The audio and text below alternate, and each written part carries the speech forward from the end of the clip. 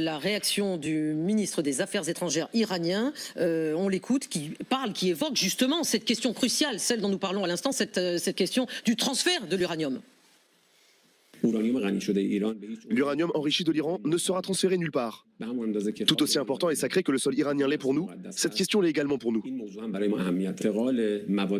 Le transfert de l'uranium enrichi de l'Iran vers les États-Unis n'a jamais été évoqué dans les négociations. Ces questions soulevées font partie d'une campagne médiatique lancée pour influencer les négociateurs et la table des négociations. Alors d'abord, pardon, ça n'était pas le ministre des Affaires étrangères iranien, M. Arakchi, c'était son porte-parole. Benoît Grémard, comment comprendre là, si les Iraniens réagissent immédiatement, parce que là, on est dans du direct. Il y a très peu de temps qu'il a exprimé ceci, le porte-parole du ministère des Affaires étrangères. C'est qu'ils sont passablement excédés par, justement, j'imagine, les tweets de Donald Trump qui prétendent que l'uranium sera extrait d'Iran et apporté aux États-Unis. Oui, c'est un démenti direct et formel de la part de l'Iran de manière assez rapide, dans le sens où on voit bien qu'en fait que le nucléaire iranien, donc l'uranium enrichi, c'est un enjeu de guerre. C'est dans cette guerre notamment que les Américains veulent faire de déprolifération. Là, vous êtes finalement dans un outil de souveraineté que les Iraniens ne lâcheront jamais. Et donc Donald Trump peut en fait souhaiter tout ce qu'il veut.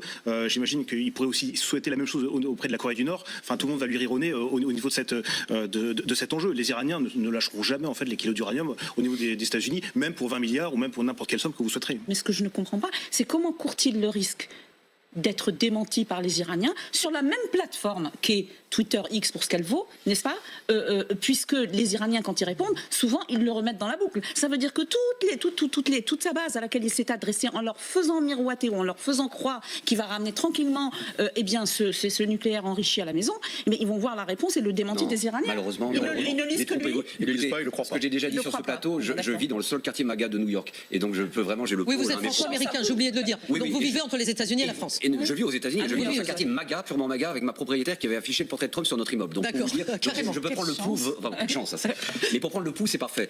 Malheureusement, on parle vraiment de l'électorat MAGA de base, hein, je ne parle pas des républicains en général, évidemment. Peu importe ce que les Iraniens pourront dire, peu importe. Ils ne lisent que lui. Exactement. Regardez tous les mensonges quand même depuis 10 ans, les promesses qui n'ont jamais été tenues. Et non, ils lui font crédit, ils le croient, donc ils boivent ses paroles. La logique maximaliste en fait, nucléaire par rapport à Donald Trump, c'est effectivement pousser un maximum les curseurs dans la négociation pour peut-être, j'imagine, espérer revenir à peut-être un accord de type accord de Vienne de 2015 où on limite à ce moment-là seulement les centrifugeuses. Mais en fait, on laisse tout ce qui est finalement côté kilogramme d'uranium enrichi sur place. Tout ce qui a été déjà enrichi. Ça, c'est côté iranien.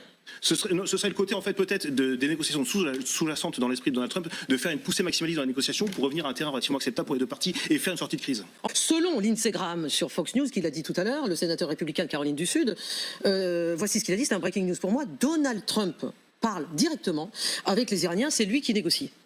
Est-ce que vous pensez que c'est possible? C'est toujours possible quand on parle de nucléaire, dans le sens où là vous êtes vraiment... Il prendrait son téléphone directement?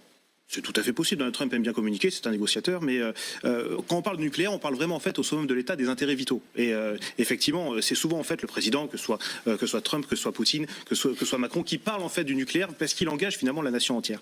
Mais oui, c'est tout à fait possible effectivement que Donald Trump utilise en fait son téléphone pour parler, dans le sens où si on voit cette guerre comme une guerre de déprolifération, c'est vraiment sortir par le haut de cette crise, puisqu'on voit que le changement de régime n'a pas fonctionné, que le soulèvement de la population iranienne n'aura pas lieu, etc.